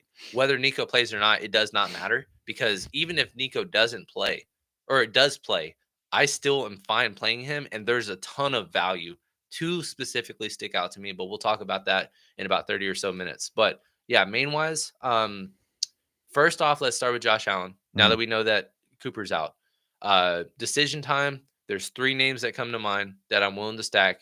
That is obviously Khalil Shakir, Dalton Kincaid, and Curtis Samuel. I think Curtis Samuel and Dalton Kincaid will both be under 10%. Obviously, Khalil Shakir, everybody's going to stack with. So in this line, do you want to double? Do you want to single? Or do you just chalky version of a Josh Allen stack and just single with Khalil? I think we should do the chalky version on this. Okay. Sounds good. With the single. You want to single it. That's totally fine. Okay. That's what everybody's going to do today. Nobody's going to play a Josh Allen double. But when it's a single, everybody's going to do that. But you can find ways to get different the rest of your line. Right, for sure. We're going to put JT in there as our bring back. He's going to be, and Josh Downs is actually probably going to be most people's bring back. So that's a little different. Yeah. So just to start it out. So, Indianapolis wise, I'm on receiver. Josh Downs is 2% higher owned than Jonathan Taylor, and Jonathan Taylor is going to have a good game. I actually think he'll be lower owned than the 16% that it shows right now, just because there's so many options up top. In terms of Josh Downs, we know the volume that he's had, plus MPJ's out now, plus he's got a quarterback that caters to him, but it's not a great matchup. Right. The only thing is both Khalil Shakir and him, they're the only real guys in the 65 to 55 range that you feel remotely good about. Right, for sure. So that's why there's so much ownership to them. With Jonathan Taylor, it says 16%, but I could really see, because he's the only underdog, I think, that isn't a true pass catcher. I mean, at least Alvin Kamara, even though they're dogs, he's going to have 10 targets. So all of these other guys are strong favorites that are going to get 20 touches. He's a dog. So I think he might actually maybe flirt with maybe 10%. So Justin Wheat asked, am I crazy to think that Marquez Valdes-Scantling is a heck of a value play? No one is talking about him, but he's a few options for Carr. I'll pull up the snap counts just to kind of get a reference, because he only played his first game this past week with them. Obviously, he was activated because of the injuries to everybody. But he played 41% of snaps. That was the 3rd most on the team. Not bad. Cedric Wilson actually played last week. Let me actually look and see if he's been ruled out for sure, because I just had an assumption. Let's see. He is out. He is out. Yeah, so he's on here. So he actually had more snaps than MVS. So he's going to have snaps. So what is 3,900. So he's not a bad value. I think that's a solid value, especially because that is a very good shout out. But at the same time, I'm going to play if you're going to try to pick between them, I'm playing Taysom Hill over MVS. In the last minute. in a last man in, and they're 100 difference. So, and it's worth excuse me, it is worth noting that we weren't waiting on any New Orleans news, but he is showing 2% ownership. right. So that's really strong. And then again, Justin, is his name right? Yeah. Justin. We normally play about 5 main lines, and so we try to manipulate ownership on that. So you're going to be 10x the field if we force MVS in one line, right? Which I feel great about if we end up doing that as the last guy in. So that is a very good call out, sir. Yeah, if you're going to make 20 lines, say you're going to do a 20 max, I think you could put MVS in 1 or 2 of them, and you'd be you'd be 10% if you're at 2. So what Tracy 32-yard touchdown. Hell yeah, he did. So no, I think that's a really good shout out, especially because if you look, there is just nobody else on that team. Yes, they just don't like staying healthy over there. We win at GTD. Yes, we do. Right. But all right, what do you want to do next? Now that we have our all right, well, Taysom Hill's going in the line, so there's that. So we are picking Taysom Hill in this line, obviously, Justin, over MVS. But if you want to go that way, it's fine. Because he's still showing. He's only 8% or something like that. I'm seeing 5%. 5%, and I don't see it being that low. But if it is, then I'm going to be 20x the field almost. Yeah, that you won't let me do that. But we're gonna try. We're gonna try. All right, Tracy at 84 rushing yards, no receiving yards. Hey, it's fine. I just need 6 more yards. That's it. In a quarter, perfect. 1.8 quarters. That'll be beautiful. Perfect. So yeah, we're got Taysom Hill in here. Atlanta. Do you want to go with Bijan to get the bring back? Okay, sure. We'll try to put Bijan in this one. I see what happened here. I'm on it. Just New Orleans. But that made it easier to find Taysom Hill though. Bijan for 7,700. Mm-hmm. We have 4,700 a player. I think that's reasonable though, because you could go with like a Will Dissly if you wanted to. You could go all the way down to Parker Washington. Guys like that make this line okay. We didn't play earlier any DeAndre Hopkins, which I said I wanted to. That's so throw D-Hop in there and see what we need to do with the last 2 spots. D-Hop 53. Okay, 4,400 for 2 players. That's tough though. And we're really close to 10:30 inactive list. So really the one last thing we're waiting on is Debo. If Debo is out, we're probably going to play 60% of Ricky Pearsall. If he's in, literally about to say, let's play both 4,400 guys. Douglas. Yeah. As well. Yeah. Taysom Hill or Quentin Johnston in a flex spot. Taysom Hill would be obviously my preferred, just because of the fact that I think with Quentin Johnston, he is so variable. Like when you play DFS, you want boom type of players like that, kind of like the Rashid Shaheeds of the world. Low-owned guys that can get 20 points off of one play. Yeah, exactly. And that's what Quentin Johnston is. But in regular fantasy football, you don't necessarily want to play those guys because you only get one lineup. We get as many lineups as we want to make. I think Taysom Hill is the safer guy in this situation. I think his floor is better, while you have Quentin Johnston's ceiling is much higher, in my opinion. I completely agree. And for what it's worth for RotoWire, and if you're talking about PPR wise, if it's half PPR, I think that caters even more to our argument of Taysom Hill. But Taysom Hill in PPR projection today is 0.32 higher. So just very close. Make that what you will. It is close, but it just depends on if you're designating on a DFS versus a redraft. If it's redraft, then I probably side even more so with Taysom. Right. Completely agree with that. And then we have 4,400 for 2 players. Do you want to go? Do you have a lean on where you want to go? So if we, for example, did a Parker Washington, but, that's enough for a Dalton Kincaid double. Ooh, okay. That's fun. 30. Everybody's 49. Mm-hmm. There you go. So not bad. Doing that. And then if you didn't want to do that and you wanted to pull up something else, you take out Bijan. Oh, whoops. Put in Austin Eckler at 58. Okay. I see where this is going. And then that leaves 6,800, which is enough for Aaron Jones, which I know you wanted to get to today. I do. It's Kareem Hunt, DeAndre Swift, like I said, for the correlation with Chicago. That's correlated. Minnesota, Jacksonville, beautiful. Atlanta, we lost, but that's okay because we just want to get Taysom at value. Yeah. I think this makes a lot of sense. I don't know if I want to play multiple Josh Allen lines. Obviously, I don't want to double both. So if we had the same build between those 2 options we just did, so that's Aaron Jones and Austin Eckler, versus Bijan and Dalton Kincaid. Is there a lean that you have between those two pairings? I think I lean Aaron Jones, Austin Eckler, personally. Yeah, I honestly agree, and it makes me sad because I know Kincaid's one of my favorite tight ends, and Bijan's my favorite running back. But yeah, I think value-wise, I think this just makes more sense. I'm sure you could pull that up though. So Bijan right now projected 19. Kincaid is projected 10, so that's about 30. Yeah. Eckler is projected with 12. So and Aaron Jones is projected 15 and a half. So about actually, 2.5 point difference in favor of the other option. Interesting. I'm surprised by that. Mm-hmm. But and on top of that, I think the ownership will be less with the other one because nobody's really going to play double tight end, right? Or a double with Dalton Kincaid, who right now is showing 6% ownership on the main slate. Fair. Yeah, I agree. Either way, though, I don't hate the line. I think that this line is really dope. It's pretty solid. All right, Justin Herbert time. Yeah, why not? Let's do it.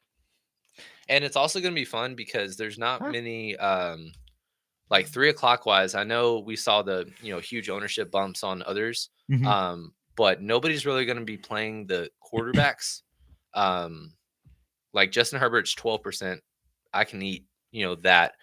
Jalen Hurts is the 4th highest owned quarterback at 9.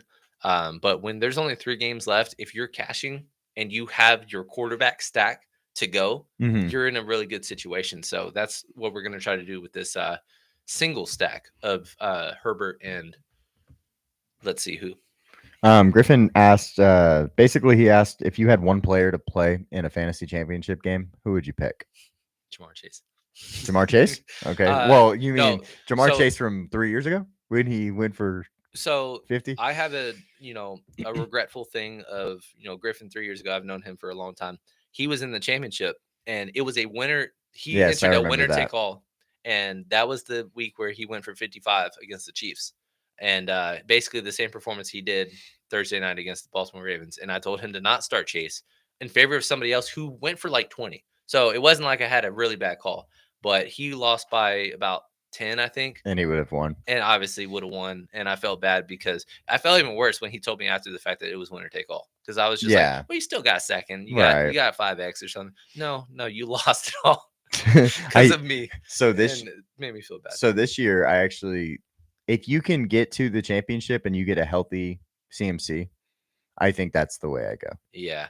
But and then he has to be healthy though. Like, that's a big thing here. There's also some guys that I really think are interesting. You always want to look for like waiver wire or backup running backs to be league winners. I'm like trying. Tony Pollard-esque guys that just late in the season. And right now, and I know we just did a air high five to him. Tyrone Tracy looks to be one of those guys where he's just really overtaking the role, even though Singletary's back. And he's giving you 15-point floors every week. Yes. And even though he's on bad teams, he's unopposed with just him and Malik Neighbors. So he's like those kinds of guys are still people that I look to as well. For sure. The guy that I was going to actually, for a league winner this year, I'm sorry, I have to do this, but Chase Brown. Yeah. Cam picked up Chase Brown during our draft and then dropped him. Because we have 4 bench spots because my league mates hate me. No. You just wanted to gift the birthday boy Vic a nice Chase Brown. I guess so. For the rest of the year, and it makes me sad because I wanted him. And Chase and Vic has both Chase and Chase. Yeah, no, he has both. So both. It's sad that he's facing a guy that's Cincinnati kind of Chasers. fallen away from contention, right? Because I really wanted him to beat a good team this week. Oh, now how about like Brandon? Yeah, well, that's a whole nother story. We can make a whole episode about how upset I am with. No, I'm just kidding. Taylor's hating on her team. She also has Tyrone Tracy, and guess who's starting? Who started him? Me. So yeah, exactly. You're welcome. Yeah, jeez. But yeah, let's start this Justin Herbert talk. Okay. Which receiver or which pass catcher? I guess it's basically a Will Disley or Ladd single. Again, I'm not willing to do a double because I agree. There it is. Circumstances. Don't even. Do you want to bring back on defense? You got to put in. No. I mean, do you want to bring back from that game? Okay. No. Perfectly fine with that. Cheap. For what it's worth, Tajay Spears ownership on Maine. He's not a quarterback. 1% owned. So. Okay. But the problem is there's just 10 running backs that are in great spots Yeah, today that are fair. all not too expensive to afford. So I just have a hard time even. He's the one guy I would consider as a bring back. He's definitely going to be in our afternoon only line, but I'm not doing that. And Calvin Ridley, I'm not forcing a mid-priced, awkwardly priced 5,700 in a bad matchup. Right. No, so, I get that. Which running back, because we have money to spend, would you like to get? My question is how many shares of Jonathan Taylor are you going to allow me to make his play today? 60%. Okay. Because I think the fact that because I think he'll be about 10%, so 6x the field is well, Bijan is only $200 more, so you have to probably in some lines you're not gonna be able to get both, so you're probably gonna have to go between them. I think Jonathan Taylor in this line with a Khalil Shakur would be good, but that's if you want to play him. Yeah, balance line. Okay, that's fine. Oh no, I want two tight ends. Get out of here, balance. In this one? Why not? So then don't put in him and put in Kincaid and Taysom Hill. No, I want two different tight ends. Oh, wow. Even crazier. Well, now I'm just not having fun. No, okay. So, well, then you pick the next guy then. Taysom Hill. Ha. Okay. Yeah, pick my answer. Yeah. Great. Okay, well, I'm gonna say Bijan then as a bring back. All right. So we're putting them both in. Yes. Maybe. Oh, 5,300? Oh, that's enough. Whoa. That's enough for some fun. All right. Yeah, let me think. I have an easy answer if you want, but okay, I'm gonna let you do something while I'm silent for a second. Well, I want to hear the easy answer, obviously. I'll tell you. I want you to. Are you going high low or are you going to mid tier? Is what I'm asking. To mid tier. Oh well, but then you can go Aaron Jones and Parker Washington, which is probably your easy answer, right? Mm-hmm. So, well, that's not what I was thinking of, but yes, that is probably the easy answer, in my opinion. If you can get that, okay, you can get that. So on then the we're dot. You can get that on the dot. Okay, so then we're doing a pairing. So you're going Parker Washington and Aaron Jones, or Evan Ingram and DeAndre Hopkins. I think it's pull the points. I would side with Aaron Jones, Parker Washington. So Ingram 12.2. Okay. And Hop is 12.69, so about 25. Okay. Versus Aaron Jones 15.5. So you need 10 out of Parker Washington. Probably the other 8. One then is higher. Yeah. So yeah. Okay. I think they're undervaluing Aaron Jones at 15. I think that's undervalued. That's fine. I was actually surprised that Jacksonville is not as horrible against running backs as I thought. That's why I kind of went. Aaron Jones was one of the first props that I was like, oh, we should smash that. And it went up a couple yards. And then I did some research and I was just like, well, they're actually 50-50 on allowing that exact prop. I think at the time it was like 68 yards. So rushing, I was like, yeah. So I was like, okay, we're not going to do that. But yeah, so I was gonna bring something else up. If you went down to like say you wanted a 3 running back build and you wanted to throw Austin Eckler in there. That's a question I was actually gonna ask is which one of these guys would you want to take out of this build? No, in this one actually, because I don't think we're gonna play many 3 running back builds today. Right. Doing Austin Eckler as the flex. Right. Okay. 58. At 59 or 58, yeah, even better. And I think that's enough. For 49. So that's if you wanted to do a double with Johnston or Palmer, very low owned because people are just going to single stack Lad McConkey with Justin if they're going to play Justin. Right. Or we can what can we do? We can Ricky Pearsall. We can Ricky Pearsall at least 500. You could also go up at other spots here. It's past 10:30. Let's see if Debo news has come out. Yeah, let's check. That's a huge talking point again. Well, let me see. Maybe it's on here because Drake London active. Debo is active today. Okay. No, nothing is a surprise again. Trevor Lawrence out, probably out for the season. Juju's out. We said that. Jamal Williams and Cedric Wilson. That's why Taysom Hill is such a great running back as a tight end played today. And then also other ones: Gabe Davis, Brian Thomas, Nick Bosa. Yes. Drake London all in as expected. Okay, perfect. So nothing crazy. So with that being said, real quick, Ricky Pearsall wise, how much are we getting today knowing that Debo's playing? I still think we have to have 2 lines. 2? He's 4,400. They want to throw the ball. Okay. Christian McCaffrey might really eat into everybody's work, though. Okay.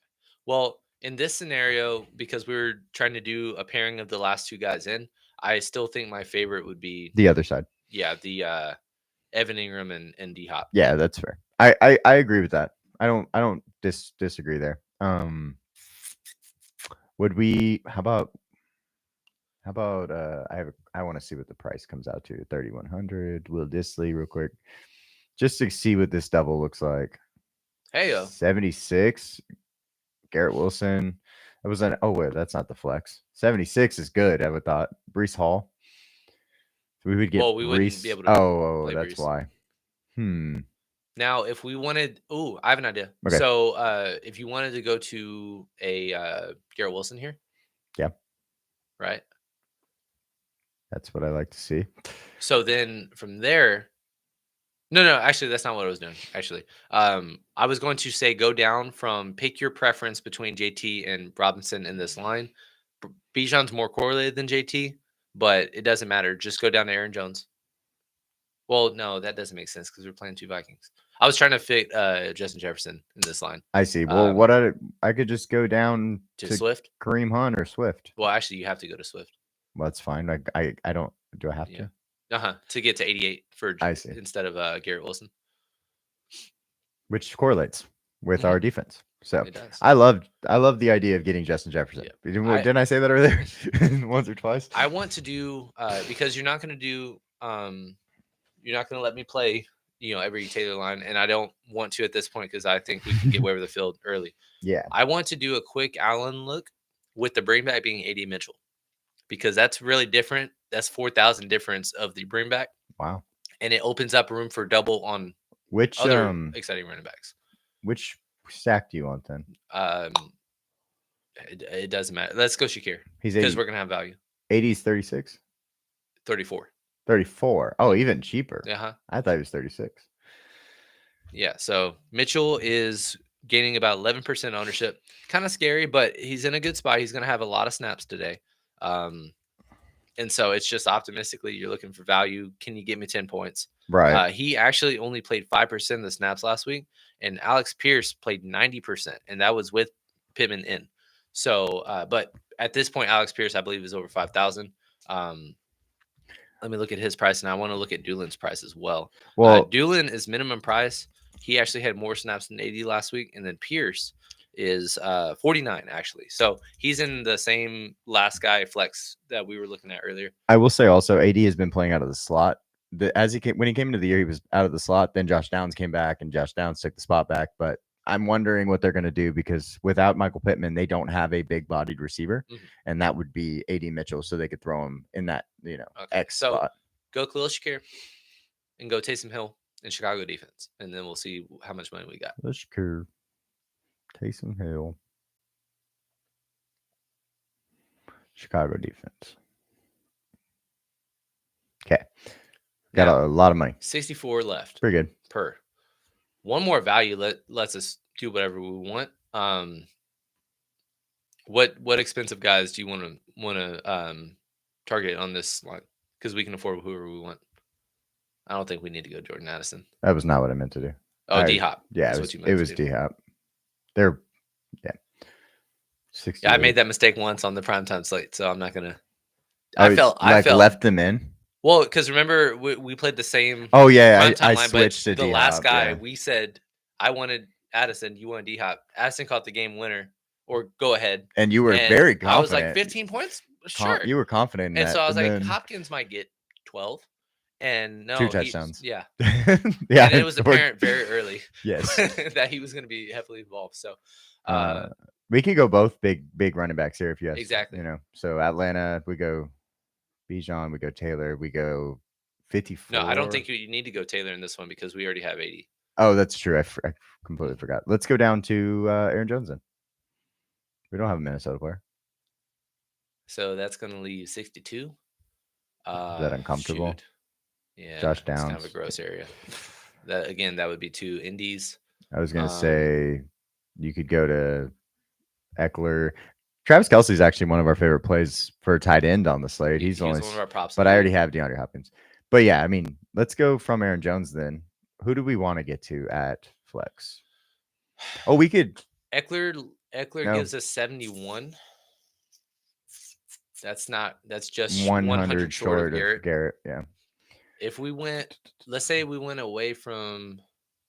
We can go away from DeAndre. Go away from D-Hop and go down. Pick a 4,000 or 3,000 receiver. All right. Well, I was gonna say Ricky Pearsall, but now it's a little bit murkier. How about this? Okay. Oh, I can't do that. I have Taysom Hill. I was gonna go with MVS to make to go with what Justin was saying. Let's go with Ricky Pearsall. Okay, 69. I can basically get anything now. Yes. So,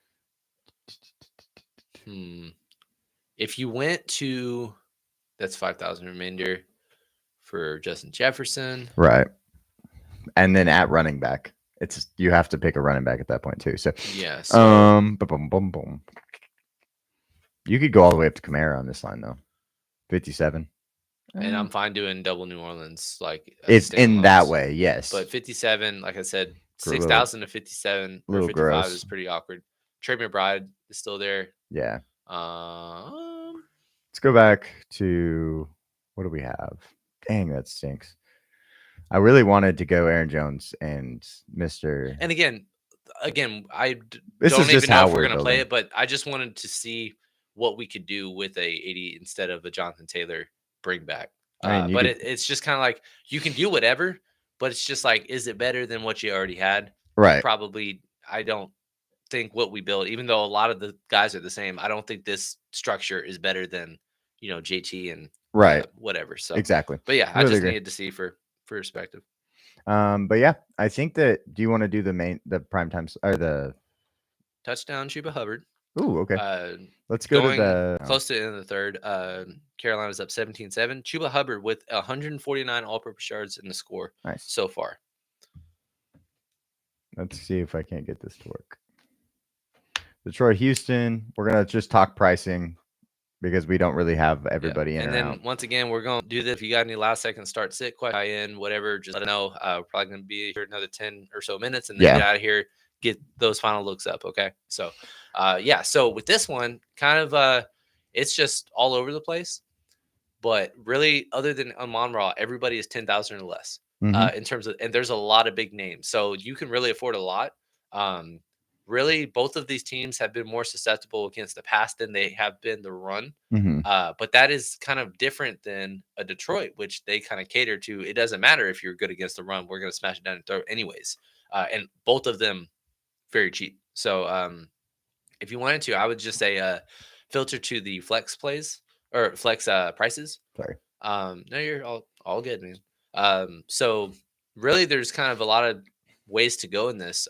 Double quarterbacks in play, double wide receiver 1 in quarterback while getting a cheap person. Right.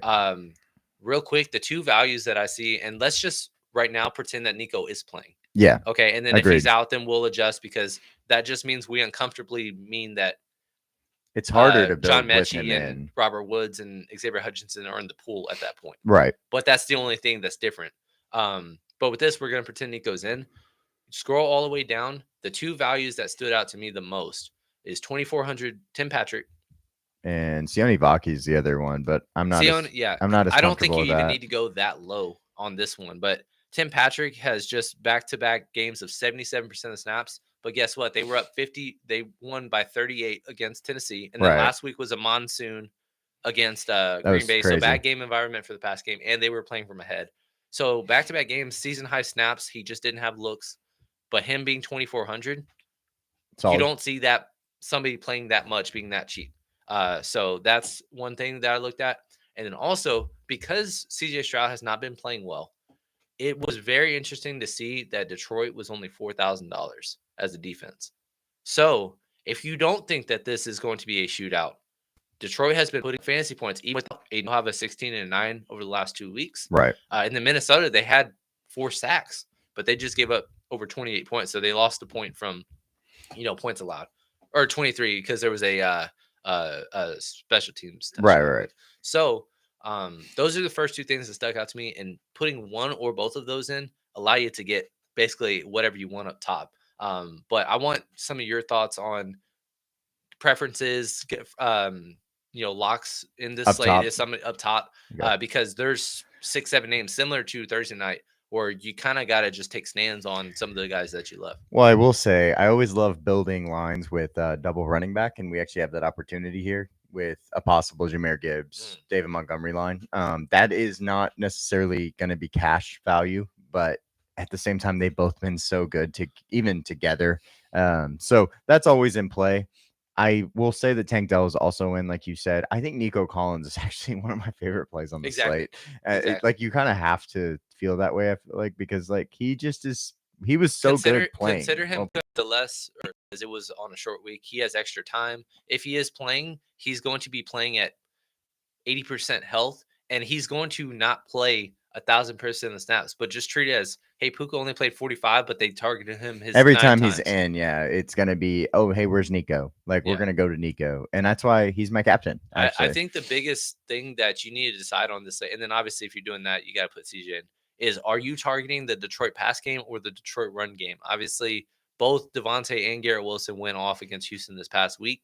They're more susceptible against big plays than running backs, but Amon-Ra is the most expensive. Pairing him with Jared Goff really limits you, and then you have to fade all three of the elite running backs in Mixon, who's like top 2 in the league, and then both of the Detroit, or are you going to build the Houston pass game to the Detroit run game? That's what I want to do. Okay. The second one. So I would actually, I don't know who to side with between these two guys. You could actually play both, though, I think, in this line.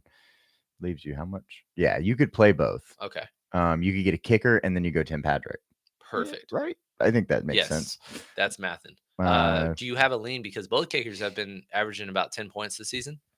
Honestly, I hate kickers. I love kickers. Dustin left the chat, but I'm here to say it. Kickers have, just pissed me off every week because I hate in our league. I've been beat by kickers 3 times this year, so I'm just okay with not playing, kickers not being on the slate. But I think Fairbairn is my lean.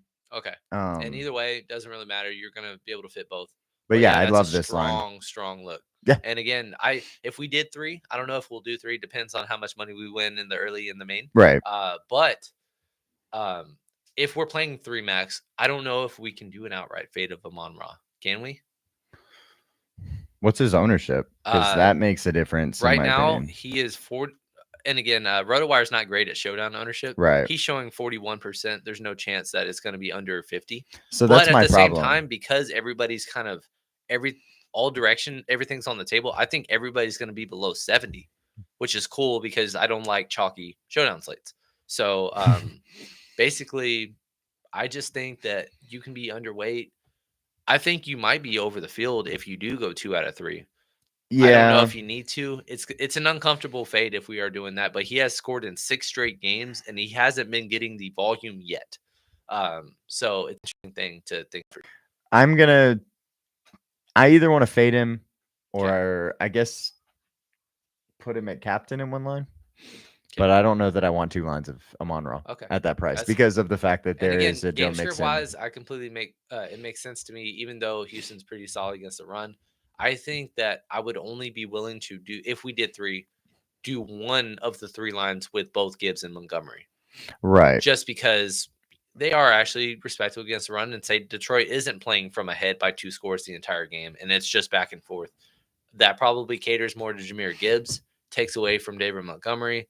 And then, maybe we can go down from a kicker to another cheap guy and then be able to get Jared Goff, or I don't think we can get Joe Mixon with CJ and Nico. Yeah. Or Tank Dell, even though he's 8,800. I think if Nico plays, I think he becomes a tournament play because it's like Tank Dell is a wide receiver 2 who's 8,800 and a questionable tag. How much ownership are you going to get when you're kind of right in the middle of both running backs for Detroit? I like this line.